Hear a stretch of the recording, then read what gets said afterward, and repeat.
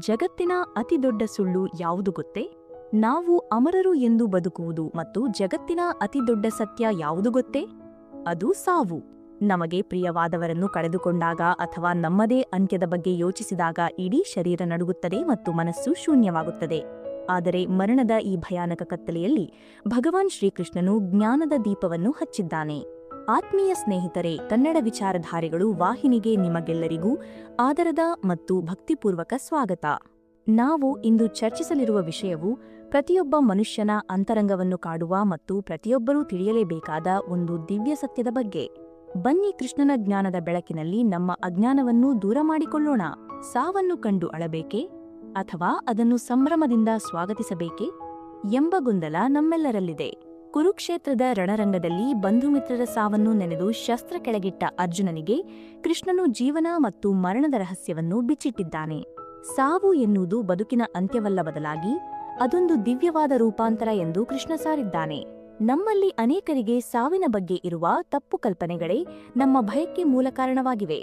ಹಾಗಾದರೆ ಶ್ರೀಕೃಷ್ಣನ ದೃಷ್ಟಿಯಲ್ಲಿ ಸಾವು ಎಂದರೇನು ಮತ್ತು ಅನಿವಾರ್ಯವಾದ ಮೃತ್ಯುವನ್ನು ಧೈರ್ಯದಿಂದ ಒಪ್ಪಿಕೊಳ್ಳುವುದು ಹೇಗೆ ಎಂಬುದನ್ನು ಭಗವದ್ಗೀತೆಯ ಸಾರವನ್ನು ಒಳಗೊಂಡ 16 ದಿವ್ಯ ಸೂತ್ರಗಳ ಮೂಲಕ ನಾವು ಅನಾವರಣ ಮಾಡಲಿದ್ದೇವೆ. ಈ ಮಾತುಗಳನ್ನು ಕೇಳಿದ ಮೇಲೆ ನಿಮಗೆ ಸಾವಿನ ಬಗ್ಗೆ ಇರುವ ಭಯ ಮಾಯವಾಗಿ ಬದುಕಿನ ಮೇಲೆ ಹೊಸ ಭರವಸೆ ಖಂಡಿತವಾಗಿಯೂ ಮೂಡುತ್ತದೆ. ಅದಕ್ಕೂ ಮುನ್ನ ಕೃಷ್ಣ ಹೇಳಿದ ಒಂದು ಅದ್ಭುತವಾದ ಕಥೆ ಕೇಳಿಕೊಂಡು ಬರೋಣ. ಒಮ್ಮೆ ಒಬ್ಬ ವ್ಯಕ್ತಿ ಬಹಳ ದುಃಖದಿಂದ ಶ್ರೀಕೃಷ್ಣನ ಬಳಿಗೆ ಬಂದು, ಕೃಷ್ಣ, ಸಾವು ಏಕೆ ಬರುತ್ತದೆ ಮತ್ತು ನನ್ನ ಪ್ರೀತಿ ಪಾತ್ರರನ್ನು ಸಾವು ನನ್ನಿಂದ ಕಿತ್ತುಕೊಂಡಿದೆ ಎಂದು ರೋಧಿಸಿದನು. ಈ ನೋವನ್ನು ಸಹಿಸಲು ನನ್ನಿಂದ ಸಾಧ್ಯವಾಗುತ್ತಿಲ್ಲವಾದ್ದರಿಂದ ಸಾವು ಇಲ್ಲದ ಜಗತ್ತನ್ನು ಸೃಷ್ಟಿಸಲು ಸಾಧ್ಯವಿಲ್ಲವೇ ಎಂದು ಅವನು ಅಳುತ್ತಾ ಕೇಳಿದನು. ಆಗ ಕೃಷ್ಣನು ಮಂದಹಾಸ ಬೀರುತ್ತಾ ಅವನಿಗೆ ಒಂದು ಸಣ್ಣ ಪಾತ್ರೆಯನ್ನು ನೀಡಿ, ನಿನಗೆ ಇದರ ಉತ್ತರ ನೀಡುತ್ತೇನೆ, ಆದರೆ ಅದಕ್ಕೂ ಮೊದಲು ನೀನೊಂದು ಕೆಲಸ ಮಾಡಬೇಕು ಎಂದು ಹೇಳಿದನು. ನಿನ್ನ ಈ ಊರಿನಲ್ಲಿ ಯಾವ ಮನೆಯಲ್ಲಿ ಇದುವರೆಗೂ ಯಾರೂ ಮರಣ ಹೊಂದಿಲ್ಲವೋ ಅಂತಹ ಮನೆಯಿಂದ ಒಂದು ಹಿಡಿ ಸಾಸಿವೆ ಕಾಳನ್ನು ತಂದುಕೊಡು. ಆದರೆ ಆ ಮನೆಯಲ್ಲಿ ಈ ಹಿಂದೆ ಎಂದು ಸಾವು ಸಂಭವಿಸಿರಬಾರದು ಎಂದು ಕೃಷ್ಣ ಷರತ್ತು ವಿಧಿಸಿದನು. ಕೃಷ್ಣನ ಮಾತು ಕೇಳಿ ಆ ವ್ಯಕ್ತಿ ಬಹಳ ಸಂತೋಷದಿಂದ ಊರೆಲ್ಲ ಸುತ್ತಿದನು. ಅವನು ಮೊದಲ ಮನೆಗೆ ಹೋದಾಗ, ನಮ್ಮ ಮನೆಯಲ್ಲಿ ಹೋದ ವರ್ಷವೇ ಅಜ್ಜ ತೀರಿ ಹೋದರು ಎಂಬ ಉತ್ತರ ಬಂತು. ಇನ್ನೊಂದು ಮನೆಗೆ ಹೋದಾಗ, ನನ್ನ ಮಗ ಕಳೆದ ತಿಂಗಳಷ್ಟೇ ವಿಧಿವಶನಾದ ಎಂಬ ಸುದ್ದಿ ಸಿಕ್ಕಿತು. ಹೀಗೆ ಅವನು ಹೋದಲ್ಲೆಲ್ಲ ಸಾವಿನ ಕಥೆಗಳೇ ಕೇಳಿ ಬಂದವು ಮತ್ತು ಇಡೀ ಊರು ಸುತ್ತಿದರೂ ಸಾವು ಸಂಭವಿಸಿದ ಒಂದೇ ಒಂದು ಮನೆ ಅವನಿಗೆ ಸಿಗಲಿಲ್ಲ. ಸಂಜೆ ಹೊತ್ತಿಗೆ ಅವನು ಖಾಲಿ ಕೈಯಲ್ಲೇ ಕೃಷ್ಣನ ಬಳಿಗೆ ಮರಳಿದನು.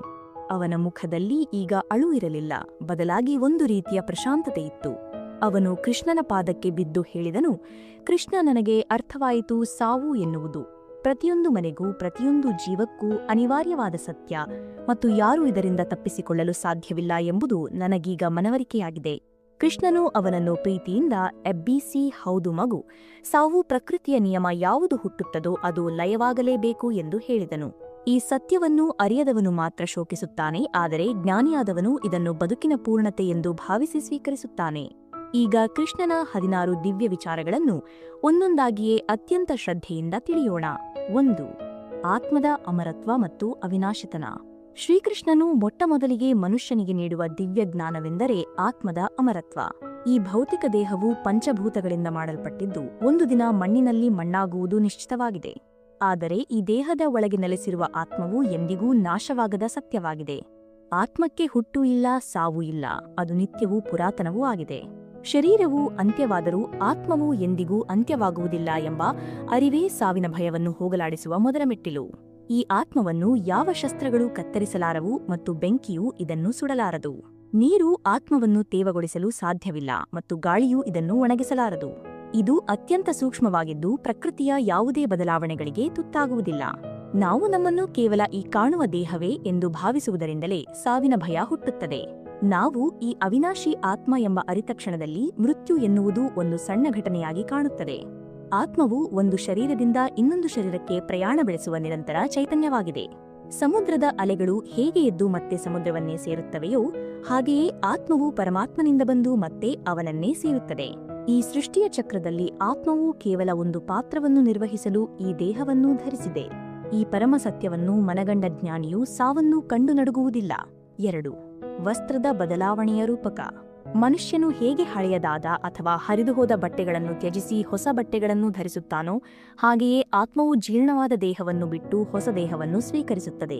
ಇದು ಪ್ರಕೃತಿಯ ಅತ್ಯಂತ ಸಹಜವಾದ ಮತ್ತು ಸುಂದರವಾದ ಪ್ರಕ್ರಿಯೆಯಾಗಿದೆ.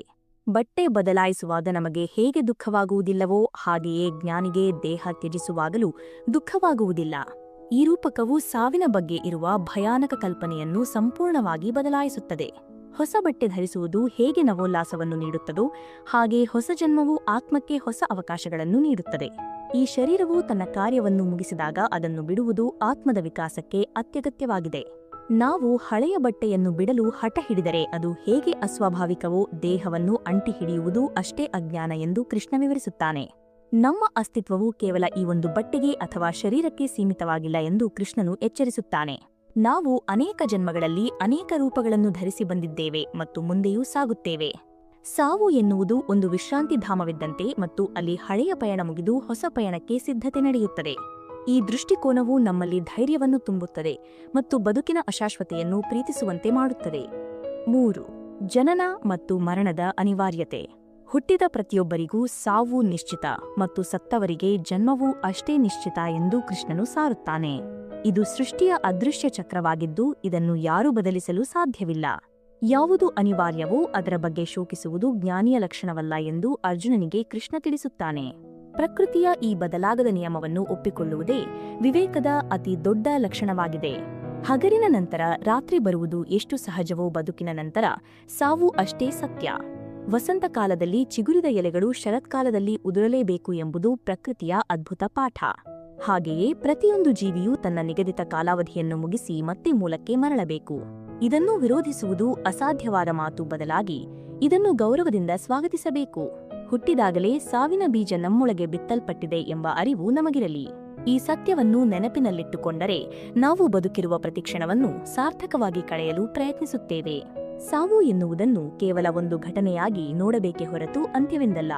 ಬದುಕಿನ ಪಯಣದಲ್ಲಿ ಸಾವು ಒಂದು ಅಲ್ಪವಿರಾಮವಿದ್ದಂತೆ ಮತ್ತು ಅಲ್ಲಿಗೆ ಕಥೆ ಮುಗಿಯುವುದಿಲ್ಲ. ಈ ಚಕ್ರವನ್ನು ಅರ್ಥಮಾಡಿಕೊಂಡಾಗ ನಾವು ಸಾವು ಎನ್ನುವುದನ್ನು ಬದುಕಿಗೆ ವಿರುದ್ಧವಾದದ್ದು ಎಂದು ಭಾವಿಸುವುದಿಲ್ಲ. ಸಾವು ಜೀವನದ ಒಂದು ಭಾಗವೇ ಆಗಿದ್ದು ಅದು ಜೀವನಕ್ಕೆ ಪೂರ್ಣತೆಯನ್ನು ನೀಡುತ್ತದೆ. ಅನಿವಾರ್ಯತೆಯನ್ನು ಆನಂದದಿಂದ ಒಪ್ಪಿಕೊಳ್ಳುವುದು ನಮ್ಮನ್ನು ಮಾನಸಿಕವಾಗಿ ಬಲಿಷ್ಠರನ್ನಾಗಿಸುತ್ತದೆ. 4. ಶರೀರದ ಅವಸ್ಥೆಗಳು. ಬಾಲ್ಯ, ಯೌವನ ಮತ್ತು ಮುಪ್ಪು. ದೇಹಕ್ಕೆ ಬಾಲ್ಯ, ಯೌವನ ಮತ್ತು ಮುಪ್ಪು ಬರುವುದು ಹೇಗೋ ಸಾವು ಸಹ ಹಾಗೆಯೇ ಬರುತ್ತದೆ ಎಂದು ಕೃಷ್ಣನು ವಿವರಿಸುತ್ತಾನೆ. ಬಾಲ್ಯದಿಂದ ಯೌವನಕ್ಕೆ ಕಾಲಿಡುವಾಗ ನಾವು ದುಃಖಿಸುವುದಿಲ್ಲ, ಬದಲಾಗಿ ಸಂಭ್ರಮಿಸುತ್ತೇವೆ. ಹಾಗೆಯೇ ಯೌವನದಿಂದ ವೃದ್ಧಾಪ್ಯಕ್ಕೆ ಹೋಗುವಾಗ ದೇಹದ ಶಕ್ತಿ ಕುಂದಿದರೂ ನಮ್ಮ ಅನುಭವ ಹೆಚ್ಚಾಗುತ್ತದೆ. ಸಾವು ಸಹ ಅಂಥದ್ದೇ ಒಂದು ಮುಂದಿನ ಅವಸ್ಥೆಯಾಗಿದ್ದು ಧೀರನಾದವನು ಇದರಿಂದ ವಿಚಲಿತನಾಗುವುದಿಲ್ಲ. ಇದು ನೈಸರ್ಗಿಕ ವಿಕಾಸದ ಹಾದಿಯಾಗಿದೆ. ದೇಹವು ಕಾಲಕ್ಕೆ ತಕ್ಕಂತೆ ಬದಲಾಗುವುದು ಅದರ ಸ್ವಭಾವವಾಗಿದ್ದು ಅದನ್ನು ತಡೆಯಲು ಯಾರಿಂದಲೂ ಸಾಧ್ಯವಿಲ್ಲ. ನಾವು ಬಾಲ್ಯವನ್ನು ಕಳೆದುಕೊಂಡೆವು ಎಂದು ಹೇಗೆ ರೋಧಿಸುವುದಿಲ್ಲವೋ ಹಾಗೆಯೇ ದೇಹವನ್ನು ಕಳೆದುಕೊಳ್ಳುತ್ತೇವೆ ಎಂದು ರೋಧಿಸಬಾರದು. ಪ್ರತಿ ಹಂತದಲ್ಲೂ ಆತ್ಮವು ಒಂದೇ ಆಗಿರುತ್ತದೆ, ಕೇವಲ ದೇಹದ ರೂಪ ಬದಲಾಗುತ್ತದೆ ಅಷ್ಟೇ. ಜ್ಞಾನಿಯಾದವನು ದೇಹದ ಈ ಅವಸ್ಥೆಗಳನ್ನು ಕೇವಲ ಸಾಕ್ಷಿಯಾಗಿ ಗಮನಿಸುತ್ತಾನೆ.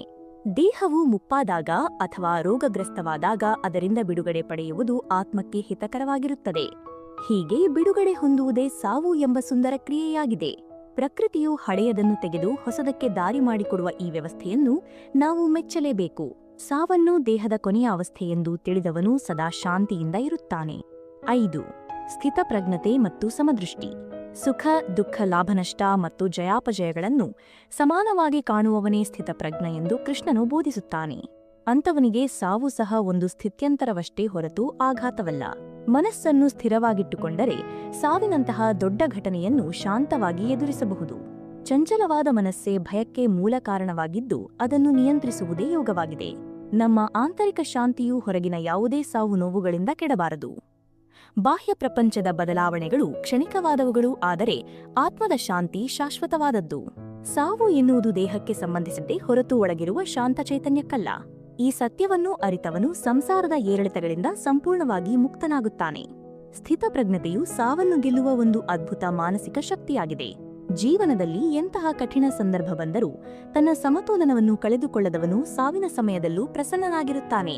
ಜೀವನದಲ್ಲಿ ನಾವು ಅನೇಕ ಸಣ್ಣ ಸಣ್ಣ ಬದಲಾವಣೆಗಳನ್ನು ಅಥವಾ ಸಣ್ಣ ಸಾವುಗಳನ್ನು ಕಾಣುತ್ತೇವೆ. ಹಳೆಯ ಅಭ್ಯಾಸಗಳ ಅಂತ್ಯ ಮತ್ತು ಸಂಬಂಧಗಳ ಬದಲಾವಣೆ, ಇವೆಲ್ಲವೂ ನಮಗೆ ಸಾವಿನ ತರಬೇತಿಯನ್ನು ನೀಡುತ್ತವೆ. ಇವೆಲ್ಲವನ್ನೂ ಸಮಚಿತ್ತದಿಂದ ಸ್ವೀಕರಿಸುವುದು ದೊಡ್ಡ ಸಾವಿಗೆ ನಮ್ಮನ್ನು ಸಿದ್ಧಪಡಿಸುತ್ತದೆ. ಸಮತೋಲನ ಕಾಯ್ದುಕೊಳ್ಳುವ ಕಲೆಯು ಮನುಷ್ಯನನ್ನು ದೇವತ್ವದ ಕಡೆಗೆ ಕೊಂಡೊಯ್ಯುತ್ತದೆ. ಸಾವಿನ ಭಯವಿಲ್ಲದವನು ಮಾತ್ರ ಈ ಜಗತ್ತಿನಲ್ಲಿ ನಿಜವಾಗಿ ಸ್ವತಂತ್ರವಾಗಿ ಬದುಕಬಲ್ಲನು. 6. ಕರ್ಮ ಸಿದ್ಧಾಂತ ಮತ್ತು ಸಾವು.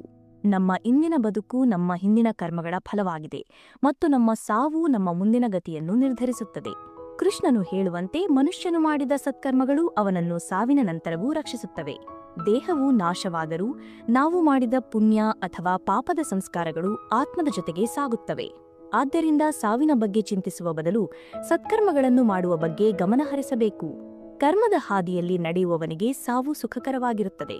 ಫಲಾಪೇಕ್ಷೆ ಇಲ್ಲದೆ ಕರ್ತವ್ಯವನ್ನು ಮಾಡುವುದು ಮತ್ತು ಅದರ ಫಲಿತಾಂಶವನ್ನು ಪರಮಾತ್ಮನಿಗೆ ಅರ್ಪಿಸುವುದು ಸಾವಿನ ಭಯವನ್ನು ಗೆಲ್ಲುವ ದಾರಿಯಾಗಿದೆ. ನಾವು ಕರ್ತವ್ಯದಲ್ಲಿ ಸಂಪೂರ್ಣವಾಗಿ ಮಗ್ನರಾದಾಗ ಕಾಲದ ಅರಿವಿರುವುದಿಲ್ಲ ಮತ್ತು ಮೃತ್ಯುವಿನ ನೆರಳು ನಮ್ಮ ಮೇಲೆ ಬೀಳುವುದಿಲ್ಲ. ಬದುಕು ಸಾರ್ಥಕವಾದರೆ ಸಾವು ಕೂಡ ಸುಂದರವಾದ ಲಹರಿಯಂತೆ ಭಾಸವಾಗುತ್ತದೆ. ಕರ್ತವ್ಯನಿಷ್ಠೆಯೇ ಮನುಷ್ಯನನ್ನು ಸಾವಿನ ನಂತರವೂ ಜನರ ಮನಸ್ಸಿನಲ್ಲಿ ಅಮರನನ್ನಾಗಿ ಮಾಡುತ್ತದೆ.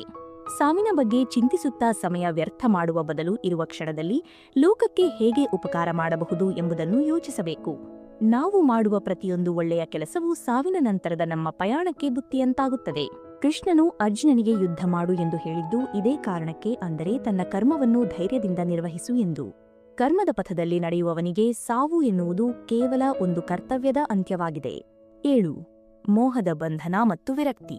ಸಾವು ನಮಗೆ ಅತಿಯಾದ ದುಃಖ ನೀಡಲು ಮುಖ್ಯ ಕಾರಣವೆಂದರೆ ನಾವು ಹೊಂದಿರುವ ತೀವ್ರವಾದ ಮೋಹ. ನನ್ನ ಹೆಂಡತಿ, ನನ್ನ ಮಕ್ಕಳು, ನನ್ನ ಆಸ್ತಿ ಎಂಬ ಮಮಕಾರ ಸಾವನ್ನು ಅತ್ಯಂತ ಭಯಾನಕವಾಗಿಸುತ್ತದೆ. ಆದರೆ ಕೃಷ್ಣನು ಸ್ಪಷ್ಟಪಡಿಸುವಂತೆ ಈ ಜಗತ್ತಿನಲ್ಲಿ ಯಾವುದು ಶಾಶ್ವತವಾಗಿ ನಮ್ಮದಲ್ಲ. ನಾವು ಇಲ್ಲಿಗೆ ಬರುವಾಗ ಏನನ್ನು ತಂದಿಲ್ಲ ಮತ್ತು ಹೋಗುವಾಗ ಏನನ್ನು ಕೊಂಡೊಯ್ಯುವುದಿಲ್ಲ. ಈ ನಿರಪೇಕ್ಷ ಸತ್ಯವನ್ನು ಮನಗಂಡಾಗ ಸಾವು ಹಗುರವೆನಿಸುತ್ತದೆ ಮತ್ತು ಮಮಕಾರ ದೂರವಾಗುತ್ತದೆ. ಮೋಹವು ನಮ್ಮ ಕಣ್ಣಿಗೆ ಪೊರೆಯಂತೆ ಕವಿದಿದ್ದು ಅದು ನಮಗೆ ಬದುಕಿನ ಅಸಲಿ ಸತ್ಯವನ್ನು ಮರೆಸುತ್ತದೆ. ವಸ್ತುಗಳ ಮೇಲೆ ಅಥವಾ ವ್ಯಕ್ತಿಗಳ ಮೇಲೆ ಅತಿಯಾದ ಅವಲಂಬನೆ ಇದ್ದಾಗ ಸಾವನ್ನು ಒಪ್ಪಿಕೊಳ್ಳುವುದು ಕಷ್ಟವಾಗುತ್ತದೆ. ನಾವು ಕೇವಲ ಈ ಜಗತ್ತಿನಲ್ಲಿ ಅತಿಥಿಗಳಾಗಿ ಬಂದಿದ್ದೇವೆ ಎಂಬ ಭಾವನೆಯನ್ನು ಸದಾ ಜಾಗೃತವಾಗಿರಿಸಬೇಕು. ಅತಿಥಿಯು ಒಂದು ಮನೆಯನ್ನು ಬಿಟ್ಟು ಹೋಗುವಾಗ ಹೇಗೆ ಬೇಸರ ಪಡಬಾರವೋ ಹಾಗೆಯೇ ನಾವು ಈ ಲೋಕವನ್ನು ಬಿಡಬೇಕು. ಅಂಟಿಲ್ಲದ ಬದುಕು ಸಾವಿನ ನೋವನ್ನು ಸಂಪೂರ್ಣವಾಗಿ ಇಲ್ಲವಾಗಿಸುತ್ತದೆ. ಮೋಹವನ್ನು ತ್ಯಜಿಸುವುದು ಎಂದರೆ ಎಲ್ಲವನ್ನೂ ದ್ವೇಷಿಸುವುದು ಎಂದಲ್ಲ, ಬದಲಾಗಿ ಎಲ್ಲವನ್ನೂ ಭಗವಂತನ ಪ್ರಸಾದವೆಂದು ತಿಳಿಯುವುದು. ನಾವು ಪ್ರೀತಿಸುವ ವ್ಯಕ್ತಿಗಳು ಮತ್ತು ವಸ್ತುಗಳು ಭಗವಂತನ ವಿವಿಧ ರೂಪಗಳೇ ಆಗಿವೆ. ಅವರು ತಮ್ಮ ಪಯಣವನ್ನು ಮುಂದುವರಿಸಲು ಹೊರಟಾಗ ನಾವು ಅಡ್ಡಿಪಡಿಸಬಾರದು ಅಥವಾ ದುಃಖಿಸಬಾರದು. ಸಾವನ್ನು ಒಪ್ಪಿಕೊಳ್ಳುವುದು ಎಂದರೆ ನಮ್ಮ ಅಹಂಕಾರ ಮತ್ತು ಅತಿಯಾದ ಮೋಹವನ್ನು ಪರಮಾತ್ಮನಿಗೆ ಅರ್ಪಿಸುವುದು. ಈ ವೈರಾಗ್ಯ ಭಾವವು ನಮಗೆ ಪರಮಶಾಂತಿಯನ್ನು ನೀಡುತ್ತದೆ. 8. ಕಾಲದ ಮಹಿಮೆ ಮತ್ತು ಸಂಹಾರಕ ರೂಪ. ಕೃಷ್ಣನು ವಿಶ್ವರೂಪ ದರ್ಶನದ ಸಮಯದಲ್ಲಿ ನಾನೇ ಕಾಲನು ಮತ್ತು ಲೋಕಗಳನ್ನು ನಾಶ ಮಾಡುವ ಪ್ರವೃತ್ತಿಯುಳ್ಳವನು ಎಂದು ಘೋಷಿಸುತ್ತಾನೆ. ಕಾಲವು ಈ ಜಗತ್ತಿನ ಎಲ್ಲವನ್ನು ನುಂಗಿ ಹಾಕುವ ಶಕ್ತಿಯನ್ನು ಹೊಂದಿದ್ದು ಬದಲಾವಣೆಯು ಕಾಲದ ಮುಖ್ಯ ಲಕ್ಷಣವಾಗಿದೆ. ಕಾಲಚಕ್ರದ ಮುಂದೆ ಯಾರೂ ದೊಡ್ಡವರಲ್ಲ ಮತ್ತು ಯಾವುದೂ ಶಾಶ್ವತವಲ್ಲ. ಕಾಲವನ್ನು ಗೌರವಿಸುವುದು ಎಂದರೆ ಸಾವನ್ನು ಸಹಜವಾಗಿ ಒಪ್ಪಿಕೊಳ್ಳುವುದು ಎಂದೇ ಅರ್ಥವಾಗುತ್ತದೆ.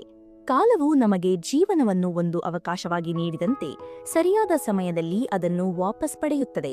ವಸಂತಕಾಲದಲ್ಲಿ ಮರಗಳು ಹೂ ಬಿಡುವುದು ಮತ್ತು ಚಳಿಗಾಲದಲ್ಲಿ ಒಣಗುವುದು ಕಾಲದ ಲೀಲೆ. ಮನುಷ್ಯನ ಜೀವನವು ಈ ಬೃಹತ್ ಕಾಲಚಕ್ರದ ಒಂದು ಪುಟ್ಟ ಕಣವಷ್ಟೇ. ನಾವು ಕಾಲದ ಹರಿವಿಗೆ ಅಡ್ಡಲಾಗಿ ನಿಲ್ಲಲು ಪ್ರಯತ್ನಿಸಬಾರದು, ಬದಲಾಗಿ ಅದರೊಂದಿಗೆ ಸಾಗುವುದೇ ಜಾಣತನ. ಕಾಲದ ಮಹಿಮೆಯನ್ನು ಅರಿತವನು ಮೃತ್ಯುವಿಗೆ ಅಂಜದೆ ಅದನ್ನು ಗೌರವಿಸುತ್ತಾನೆ. ಸಾವು ಎನ್ನುವುದು ಕಾಲದ ಒಂದು ಅನಿವಾರ್ಯ ಮಜಲು ಮಾತ್ರ ಎಂದು ಕೃಷ್ಣನು ಬೋಧಿಸುತ್ತಾನೆ. ಇದುವರೆಗೂ ಯಾರೂ ಕಾಲವನ್ನು ಗೆದ್ದಿಲ್ಲ ಮತ್ತು ಮುಂದೆ ಯಾರೂ ಗೆಲ್ಲಲಾರರು ಎಂಬುದು ಪರಮಸತ್ಯ. ಆದರೆ ಕಾಲಾತೀತನಾದ ಪರಮಾತ್ಮನನ್ನು ನೆನೆಯುವವನು ಕಾಲದ ಈ ಆಟದಿಂದ ಮಾನಸಿಕವಾಗಿ ಪಾರಾಗಬಹುದು. ಸಾವು ಕಾಲಬದ್ಧವಾದ ಘಟನೆಯ ಹೊರತು ಆತ್ಮದ ಶಾಶ್ವತವಾದ ಶೂನ್ಯವಲ್ಲ. ಈ ಅರಿವು ನಮಗೆ ಜೀವನದ ಪ್ರತಿಕ್ಷಣವನ್ನು ಸಾರ್ಥಕವಾಗಿ ಕಳೆಯಲು ಸಹಾಯ ಮಾಡುತ್ತದೆ. 9. ಅಭ್ಯಾಸ ಮತ್ತು ವೈರಾಗ್ಯದ ಮೂಲಕ ಭಯ ನಿವಾರಣೆ. ಸಾವಿನ ಭಯವನ್ನು ಹೋಗಲಾಡಿಸಲು ಕೃಷ್ಣನು ಅಭ್ಯಾಸ ಮತ್ತು ವೈರಾಗ್ಯ ಎಂಬ 2 ಮಾರ್ಗಗಳನ್ನು ಸೂಚಿಸುತ್ತಾನೆ. ಸದಾಕಾಲ ಭಗವಂತನ ನಾಮಸ್ಮರಣೆ ಮಾಡುವುದು ಮತ್ತು ಈ ಜಗತ್ತಿನ ನಶ್ವರತೆಯನ್ನು ಮನಗಾಣುವುದು ಅಭ್ಯಾಸವಾಗಿದೆ. ಲೌಕಿಕ ವಸ್ತುಗಳ ಮೇಲಿನ ಅತಿಯಾದ ಪ್ರೀತಿಯನ್ನು ಬಿಡುವುದು ವೈರಾಗ್ಯವಾಗಿದೆ. ಈ 2 ಗುಣಗಳನ್ನು ಬೆಳೆಸಿಕೊಂಡವನಿಗೆ ಮೃತ್ಯುವು ಭಯಾನಕವಾಗಿ ಕಾಣದೆ ಅದು ಭಗವಂತನ ಬಳಿಗೆ ಕೊಂಡೊಯ್ಯುವ ಸೇತುವೆಯಾಗಿ ಕಾಣುತ್ತದೆ. ಮನಸ್ಸು ಚಂಚಲವಾಗಿದ್ದು ಅದು ಸದಾ ಲೌಕಿಕ ವಿಷಯಗಳಲ್ಲೇ ಮಗ್ನವಾಗಿರಲು ಬಯಸುತ್ತದೆ. ಆದರೆ ಅಭ್ಯಾಸದ ಮೂಲಕ ಮನಸ್ಸನ್ನು ಆತ್ಮದ ಕಡೆಗೆ ತಿರುಗಿಸಿದಾಗ ಸಾವಿನ ಭಯವು ದೂರವಾಗುತ್ತದೆ. ವೈರಾಗ್ಯವು ನಮಗೆ ಬಿಡುವಿಕೆಯನ್ನು ಸುಲಭಗೊಳಿಸುತ್ತದೆ ಮತ್ತು ಸಾವನ್ನು ಒಂದು ಉತ್ಸವವನ್ನಾಗಿ ಮಾಡುತ್ತದೆ. ಪ್ರತಿದಿನವೂ ನಾವು ಸ್ವಲ್ಪ ಸಮಯ ಸಾವಿನ ಬಗ್ಗೆ ಚಿಂತಿಸಬೇಕು, ಏಕೆಂದರೆ ಅದು ನಮಗೆ ಜೀವನದ ಬೆಲೆಯನ್ನು ತಿಳಿಸುತ್ತದೆ. ಜೀವನದ ಕ್ಷಣಿಕತೆಯನ್ನು ಅರಿತವನು ಯಾರನ್ನು ದ್ವೇಷಿಸುವುದಿಲ್ಲ ಮತ್ತು ಯಾವುದಕ್ಕೂ ಹಪಹಪಿಸುವುದಿಲ್ಲ. ಇಂತಹ ನಿರ್ಮಲ ಮನಸ್ಸಿಗೆ ಸಾವು ಎನ್ನುವುದು ಒಂದು ಮಧುರವಾದ ವಿಶ್ರಾಂತಿಯಂತೆ ಭಾಸವಾಗುತ್ತದೆ. ಕೃಷ್ಣನ ಈ ಬೋಧನೆಯು ಮನುಷ್ಯನನ್ನು ಆತಂಕದಿಂದ ಮುಕ್ತಗೊಳಿಸಿ ಆನಂದದ ಕಡೆಗೆ ಕರೆದೊಯ್ಯುತ್ತದೆ. 10. ವಿಶ್ವರೂಪ ದರ್ಶನ ಮತ್ತು ಸರ್ವಸಮರ್ಪಣೆ. ಅರ್ಜುನನಿಗೆ ಕೃಷ್ಣನು ತನ್ನ ವಿಶ್ವರೂಪವನ್ನು ತೋರಿಸಿದಾಗ ಅದರಲ್ಲಿ ಎಲ್ಲ ಜೀವಿಗಳು ಹುಟ್ಟಿ ಅಡಗುತ್ತಿರುವುದನ್ನು ಅವನು ಕಾಣುತ್ತಾನೆ. ಸೃಷ್ಟಿಸ್ಥಿತಿ ಮತ್ತು ಲಯಗಳೆಲ್ಲ ಎಲ್ಲವೂ ಪರಮಾತ್ಮನಲ್ಲೇ ನಡೆಯುತ್ತವೆ ಎಂಬುದು ಇದರ ಸಾರವಾಗಿದೆ. ನಮ್ಮ ಸಣ್ಣ ಅಸ್ತಿತ್ವವು ಆ ಮಹಾನ್ ಚೈತನ್ಯದ ಒಂದು ಭಾಗವೆಂದು ತಿಳಿದಾಗ ಸಾವಿನ ಭಯವು ಅರ್ಥಹೀನವಾಗುತ್ತದೆ. ಸಮುದ್ರದ ಹನಿ ಸಮುದ್ರಕ್ಕೆ ಮರಳಿದಂತೆ ನಾವು ಭಗವಂತನಲ್ಲಿ ಲೀನವಾಗುತ್ತೇವೆ. ಇದು ವಿನಾಶವಲ್ಲ, ಬದಲಾಗಿ ಪೂರ್ಣತೆಯನ್ನು ಪಡೆಯುವ ಕ್ಷಣವಾಗಿದೆ. ಒಮ್ಮೆ ಅರ್ಜುನನು ತನ್ನ ಮಗ ಅಭಿಮನ್ಯುವಿನ ಮರಣದಿಂದ ಕಂಗಾಲಾದಾಗ ಕೃಷ್ಣನು ಇದೇ ವಿಶ್ವರೂಪದ ಸತ್ಯವನ್ನು ಬೋಧಿಸುತ್ತಾನೆ. ಪ್ರತಿಯೊಬ್ಬ ವ್ಯಕ್ತಿಯೂ ತನ್ನ ಪಾಲಿನ ಕೆಲಸ ಮುಗಿಸಿ ಮೂಲ ಚೈತನ್ಯಕ್ಕೆ ಹಿಂದಿರುಗಲೇಬೇಕು ಎಂದು ತಿಳಿಸುತ್ತಾನೆ. ವಿಶ್ವರೂಪ ದರ್ಶನವು ನಮಗೆ ಅಹಂಕಾರವನ್ನು ಬಿಟ್ಟು ಶರಣಾಗಲು ಕಲಿಸುತ್ತದೆ. ನನ್ನಿಂದಲೇ ಈ ಜಗತ್ತು ನಡೆಯುತ್ತಿದೆ ಎಂಬ ಭ್ರಮೆ ತೊರೆದಾಗ ಸಾವಿನ ಹೊರೆ ಕಡಿಮೆಯಾಗುತ್ತದೆ. ಸಾವಿನ ಸಮಯದಲ್ಲಿ ನಾವು ಯಾರನ್ನು ನೆನೆಯುತ್ತೇವೋ ಅವರನ್ನೇ ತಲುಪುತ್ತೇವೆ ಎಂದು ಕೃಷ್ಣನು ಹೇಳುತ್ತಾನೆ. ಆದ್ದರಿಂದ ಜೀವನ ಪರ್ಯಂತ ಭಗವಂತನನ್ನು ನೆನೆಯುತ್ತಾ ಬದುಕಿದರೆ ಸಾವಿನ ಸಮಯದಲ್ಲೂ ಅವನ ನೆನಪೇ ಇರುತ್ತದೆ. ಆಗ ನಾವು ಆ ದೈವಿಕ ಶಕ್ತಿಯಲ್ಲಿ ಶಾಶ್ವತವಾಗಿ ನೆಲೆಸುತ್ತೇವೆ. ವಿಶ್ವರೂಪದ ಅರಿವು ನಮಗೆ ಸಾವು ಎನ್ನುವುದು ಒಂದು ವಿಶಾಲವಾದ ವ್ಯವಸ್ಥೆಯ ಭಾಗ ಎಂದು ತೋರಿಸುತ್ತದೆ. ಭಯವು ಭಕ್ತಿಯಾಗಿ ಬದಲಾದಾಗ ಸಾವು ಅಮೃತದ ಸವಿಯನ್ನು ನೀಡುತ್ತದೆ. 11. ಪ್ರಕೃತಿಯ ಗುಣಗಳು ಮತ್ತು ಮರಣದ ನಂತರದ ಗತಿ. ಮನುಷ್ಯನು ಸಾಯುವ ಸಮಯದಲ್ಲಿ ಯಾವ ಗುಣದ ಪ್ರಭಾವದಲ್ಲಿರುತ್ತಾನೋ ಅದಕ್ಕೆ ತಕ್ಕಂತೆ ಅವನ ಮುಂದಿನ ಜನ್ಮವಿರುತ್ತದೆ. ಸತ್ವಗುಣದಲ್ಲಿ ಮರಣ ಹೊಂದುವವನು ಜ್ಞಾನಿಗಳ ಮತ್ತು ದೇವತೆಗಳ ಉನ್ನತ ಲೋಕಗಳನ್ನು ತಲುಪುತ್ತಾನೆ. ರಜೋಗುಣದ ಪ್ರಭಾವದಲ್ಲಿ ಸಾಯುವವನು ಕರ್ಮನಿಷ್ಠರಾದ ಮನುಷ್ಯರ ನಡುವೆ ಮತ್ತೆ ಜನ್ಮ ತಾಳುತ್ತಾನೆ. ತಮೋಗುಣದ ಅಜ್ಞಾನದಲ್ಲಿ ಮರಣ ಹೊಂದುವವನು ಕೆಳಮಟ್ಟದ ಜೀವಿಗಳಾಗಿ ಹುಟ್ಟುತ್ತಾನೆ. ಹಾಗಾಗಿ ಸಾವು ಎನ್ನುವುದು ನಮ್ಮ ಗುಣಗಳ ಪರೀಕ್ಷೆಯ ಕಾಲವಾಗಿದೆ. ಈ ಜ್ಞಾನವು ನಮಗೆ ಬದುಕಿರುವಾಗಲೇ ಒಳ್ಳೆಯ ಗುಣಗಳನ್ನು ಬೆಳೆಸಿಕೊಳ್ಳಲು ಪ್ರೇರಣೆ ನೀಡುತ್ತದೆ. ಸಾವಿನ ಬಗ್ಗೆ ಭಯಪಡುವ ಬದಲು ನಮ್ಮ ಅಂತರಂಗದಲ್ಲಿ ಸತ್ವಗುಣವನ್ನು ಹೆಚ್ಚಿಸಿಕೊಳ್ಳಲು ಶ್ರಮಿಸಬೇಕು. ದಯೆ, ಕ್ಷಮೆ, ಜ್ಞಾನ ಮತ್ತು ಭಕ್ತಿ ಇವು ಸತ್ವಗುಣದ ಲಕ್ಷಣಗಳಾಗಿದ್ದು ಇವು ಮರಣದ ನಂತರದ ಹಾದಿಯನ್ನು ಸುಗಮಗೊಳಿಸುತ್ತವೆ. ನಾವು ಎಂತಹ ಬದುಕನ್ನು ನಡೆಸುತ್ತೇವೆಯೋ ಅಂತಹ ಮರಣವು ನಮಗೆ ಲಭಿಸುತ್ತದೆ. ಪ್ರಕೃತಿಯ ಈ ನ್ಯಾಯಬದ್ಧ ನಿಯಮವು ಸಾವನ್ನು ವೈಜ್ಞಾನಿಕವಾಗಿ ನೋಡಲು ನಮಗೆ ಸಹಾಯ ಮಾಡುತ್ತದೆ. ಜೀವನದುದ್ದಕ್ಕೂ ಸತ್ವಗುಣವನ್ನು ಬೆಳೆಸಿಕೊಂಡವನಿಗೆ ಸಾವಿನ ಕ್ಷಣದಲ್ಲಿ ಭಯವಾಗಲಿ ಅಥವಾ ಗೊಂದಲವಾಗಲಿ ಇರುವುದಿಲ್ಲ. ಅವನು ತನ್ನ ಪಯಣದ ಬಗ್ಗೆ ಸ್ಪಷ್ಟತೆಯನ್ನು ಹೊಂದಿರುತ್ತಾನೆ ಮತ್ತು ಶಾಂತವಾಗಿ ದೇಹ ತ್ಯಜಿಸುತ್ತಾನೆ. ಸಾವು ಎನ್ನುವುದು ಒಂದು ಗುಣಾತ್ಮಕ ಬದಲಾವಣೆಯೇ ಹೊರತು ಪ್ರಾಣದ ಅಂತ್ಯವಲ್ಲ. ಈ ತತ್ವವು ನಮಗೆ ಜೀವನದ ಜವಾಬ್ದಾರಿಯನ್ನು ನೆನಪಿಸುತ್ತದೆ ಮತ್ತು ಸಾವನ್ನು ಸುಧಾರಣೆಯ ಒಂದು ಅವಕಾಶವಾಗಿ ಕಾಣುವಂತೆ ಮಾಡುತ್ತದೆ. 12.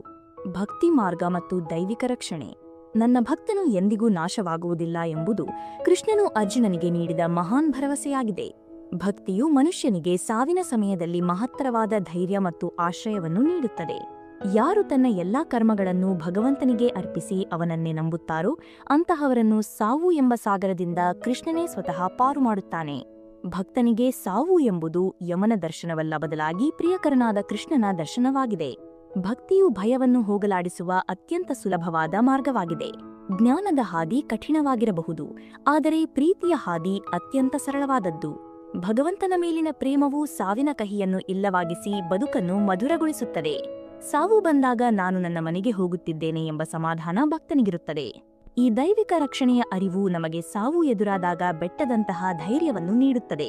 ಸಾವಿನ ಭಯವಿರುವವರು ಕೃಷ್ಣನ ಪಾದಗಳಲ್ಲಿ ಆಶ್ರಯ ಪಡೆಯಬೇಕು ಮತ್ತು ಅವನು ಎಲ್ಲಾ ಪಾಪಗಳಿಂದ ಹಾಗೂ ಭಯಗಳಿಂದ ನಮ್ಮನ್ನು ಮುಕ್ತಗೊಳಿಸುತ್ತಾನೆ ಎಂಬ ಆಶ್ವಾಸನೆಯೇ ಜೀವನದ ಸಂಜೀವನಿಯಾಗಿದೆ.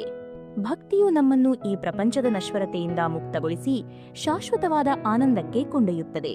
ಸಾವನ್ನು ಗೆಲ್ಲುವ ಶಕ್ತಿ ನಮ್ಮೊಳಗೆ ಇಲ್ಲದಿದ್ದರೂ ಅದನ್ನು ಗೆದ್ದವನಿಗೆ ಶರಣಾಗುವುದರಿಂದ ನಾವು ಸಾವನ್ನು ಜಯಿಸಬಹುದು.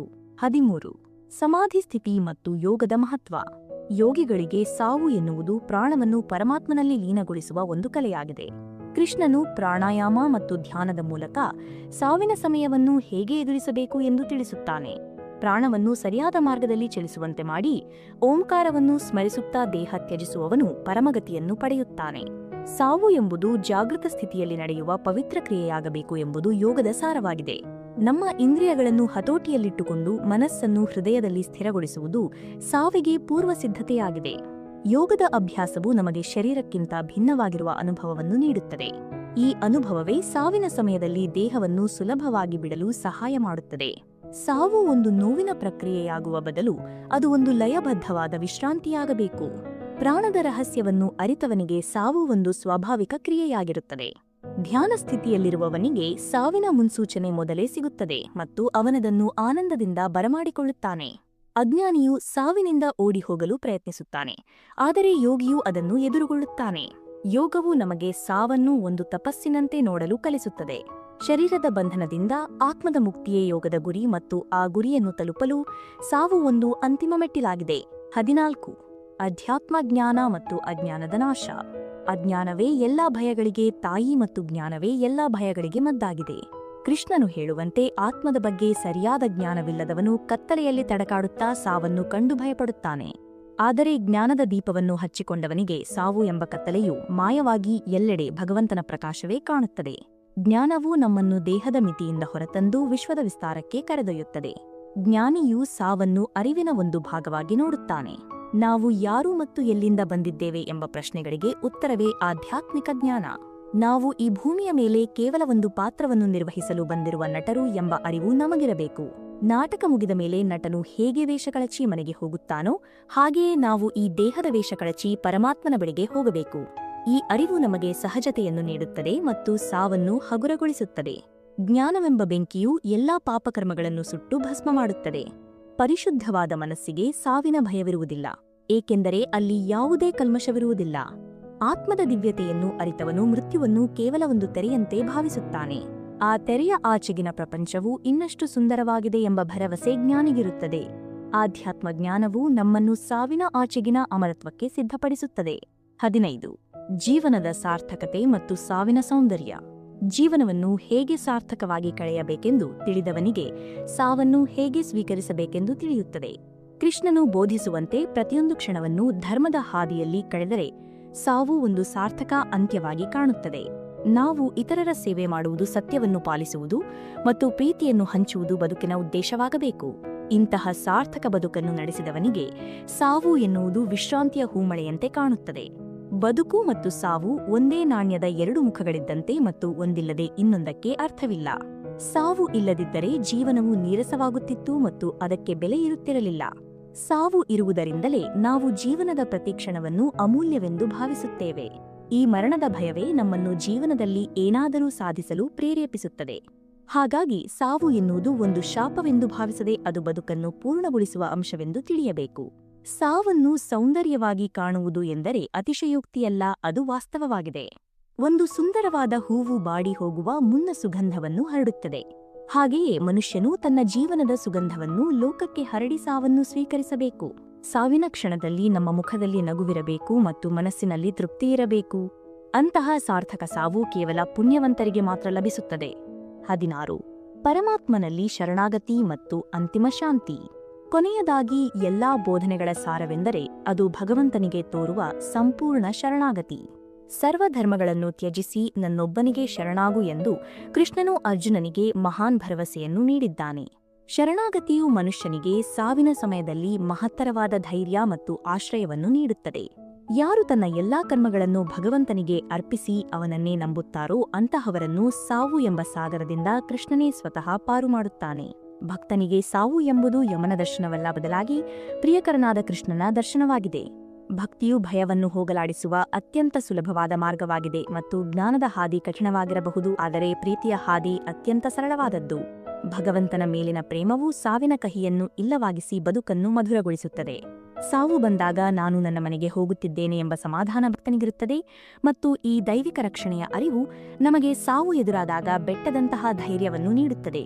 ಸಾವಿನ ಭಯವಿರುವವರು ಕೃಷ್ಣನ ಪಾದಗಳಲ್ಲಿ ಆಶ್ರಯ ಪಡೆಯಬೇಕು, ಏಕೆಂದರೆ ಅವನು ಎಲ್ಲಾ ಪಾಪಗಳಿಂದ ಮತ್ತು ಭಯಗಳಿಂದ ನಮ್ಮನ್ನು ಮುಕ್ತಗೊಳಿಸುತ್ತಾನೆ ಎಂಬ ಆಶ್ವಾಸನೆಯೇ ಜೀವನದ ಸಂಜೀವನಿಯಾಗಿದೆ.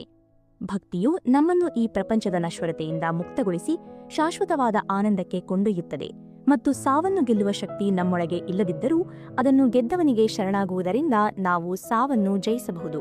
ಸ್ನೇಹಿತರೆ, ಜೀವನದ ಈ ಪರಮ ಸತ್ಯದ ಬಗ್ಗೆ ತಿಳಿಸಿಕೊಟ್ಟ ಈ 16 ದಿವ್ಯ ಅಂಶಗಳಲ್ಲಿ ನಿಮಗೆ ಅತ್ಯಂತ ಹೆಚ್ಚು ಪ್ರಭಾವ ಬೀರಿದ ಮಾತು ಯಾವುದು ಎಂಬುದನ್ನು ದಯವಿಟ್ಟು ಕಮೆಂಟ್ ಮಾಡಿ ನಮಗೆ ತಿಳಿಸಿ.